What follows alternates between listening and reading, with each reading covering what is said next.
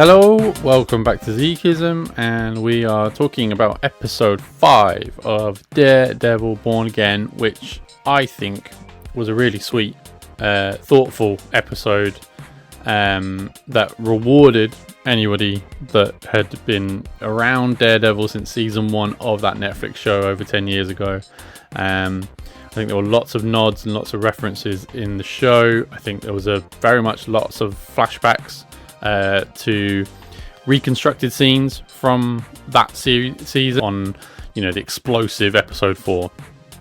So it's a bit more of a pause or a calming episode, but definitely one that's filled with lots of emotion. It was, we saw Foggy again.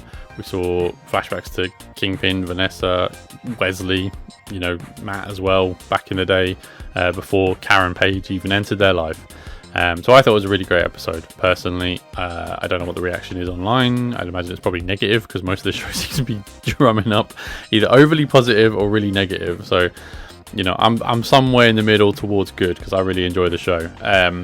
But I think that's basically what this episode is. So we'll go through the key points. But essentially, yes, we start in the hospital straight after what happened in episode 4. Vanessa's had a shard of glass penetrated her temple. The doctors are trying to resuscitate her. Obviously key surgery needed, and Kingpin's distraught.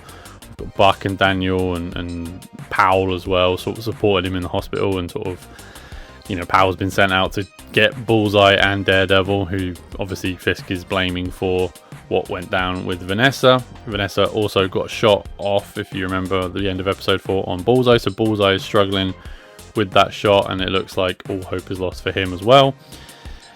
Daredevil, meanwhile, Matt Murdock is helping Bullseye not only escape the task force, but get to shelter and recover.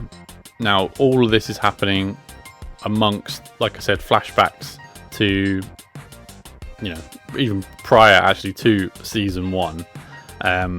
Because it's sort of Wesley's back. Wesley supporting Kingpin, coming up with alternate ways of generating funds or supporting their income. And one of the ways he comes up with is art dealership, and then we see sort of a prelude to Kingpin going to that art gallery and seeing the rabbit in the snow, or whatever the painting is called, and meeting Vanessa ultimately. So it was cool to see Wesley back. Yeah, it's been over 10 years. So it was interesting to see him back. We've got like I said, flashback to Foggy helping out an old friend as such, but one who's they're defending because he's a piece of crap. He's a criminal. He deals drugs, he deals weapons, and Matt's very much like, they find a loophole basically in the search warrant that he got arrested in the first place. This is a flashback, by the way. And the loophole essentially gives them the rights to sort of free him. And Matt's point is, well, he's just going to go out and deal drugs again. He's a cancer on the society. Maybe we shouldn't report this misfinding, this errant search warrant, and then get him off, basically, because it will lead to further tragedy, and he's probably someone who should be kept behind bars. Foggy's point is, no, that's not our job. Our job is to report the law. Our job is to defend people who need defending, and he's been unjustly imprisoned. So, go figure. And that leads nicely, because that story being told in the past is actually telling the story in the future, where Daredevil was racking with his guilt as to his moral, whether he should help Bullseye, who essentially killed Foggy. Well, not essentially, he did kill Foggy. And then the moral quandary that Daredevil is synonymous for, whether he should or shouldn't repent for his sins, and whether doing what he does is righteous, and all this other stuff. So that essentially is the story. Meanwhile, I think the only other story beat to report on is we also get a flashback to Buck being very much involved with season 1 ramifications, and being a gunman for hire via Wesley for Kingpin. So that's a nice wrinkle for Buck, and that leads him. Sorry, that tells a story in his modern day of him dealing with Daniel. Clearly, Buck knows that Daniel knows who's reporting who the leak is in terms of the communications, who's doing the videos. He knows Daniel knows more than he lets on. I even think he knows it's BB. He's just trying to get it out of Daniel as to where his loyalty lies. And we see this play out essentially with him not threatening as such, but him being very shady with Daniel. You know, he goes to makes him drive to a DIY store, and he buys a power tool and a shovel, and he's making it look like he might be in for it, but actually he's getting his loyalty by making him help dispose of a body that's in the boot. I didn't know for sure. I imagine it's the body of the vice captain that Buck disposed of in the last episode whilst he wasn't at the boxing match. So all that's going on. That's essentially the episode in a nutshell, story-wise. Some key things to point out as well.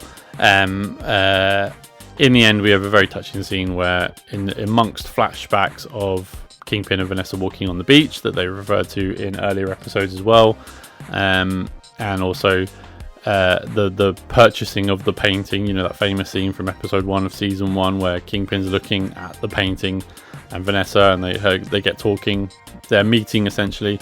Vanessa passes away in the hospital. She has a relapse because she does wake up, asks for pineapple juice, and Kingpin thinks it's weird because he goes, "You don't like pineapple juice. You say it makes your lips tingle or something." But yes, Vanessa then passes away. She has a turn, and we end the episode with Kingpin in bits, and I think all hell's going to break loose. We thought all hell would break loose after the last episode. I actually am glad we didn't get that. I'm glad we did get a pause for thought, a calming, and a real good send-off for Vanessa. And I think the actress who plays Vanessa, whose name escapes me, so apologies. I think she's done a really good job as Vanessa. Not stellar acting as such, but I think a character that was really pivotal and really one that actually I'm glad they brought back in the manner they did. I think it was a really stupid call to not bring back a lot of the characters to reference season 1. This episode was for sure a reward for any long-term fans. And they show footage even from season 1 of the Netflix show that really, I think, effectively helps tell the story that they're telling, and really adds character depth to the characters that we know and love. It actually was concrete confirmation as well that I really don't care about any of the new characters from Born Again. I'm actually really engrossed in the Netflix characters and all their dilemmas. Maybe Buck and Daniel I could admit to as well. And I think there's interesting things to do with maybe one or two of them, like Heather and Kirsten, I think earns their keep. But all the other new characters I'm really not particularly interested in. And this episode was evidence of that for me, because I was like, oh, these are the characters I want to spend more time with. And I did. I got to spend time with these characters in this episode, and I really enjoyed it for that reason. Like I said, a farewell to Vanessa. All hell was probably going to break loose going forward. But like I said, I really need to hammer home that the really effective way they use the flashbacks to paint that moral quandary for all the characters, actually, to help tell the story of the modern day, quote modern day, the story that they're telling. And yeah, it just concrete for me, like I said, that the new characters aren't as interesting as the old ones. And it was great to see Eldon Henson bring back as Foggy in flashback form. We'd heard he was coming back for this season. This is probably it. He's probably going to be involved in maybe another flashback going forward. But I think really, really effective episode, and yeah, like I said, a real reward for long-term Daredevil fans. What did you think? Because there's not much to go by story-wise, but other than the key points I've pointed out. But what did you think of the episode? Did you enjoy it? Are you a long-term Daredevil fan? Did you feel the same way I did? Are you off this train totally? Which is, if you look online, seems to be most people's thoughts. They're like, oh, it's it's either 5-star or it's 0-star, and I think actually it's about 3 to 4. I think it's a good season. I think it's better than season 1, if you're asking me honestly, of Born Again, should I say? But I think they're doing a really good job. I would give it, I hate giving ratings and stuff, but yeah, I would say it's a good, solid show, and I'm enjoying it. And like I said, good reward for us long-term Daredevil fans. What did you think? Let me know in the comment section below. Please leave a like or subscribe on this channel as well. And thank you very much for watching, listening, and subscribing. Thank you. Bye bye.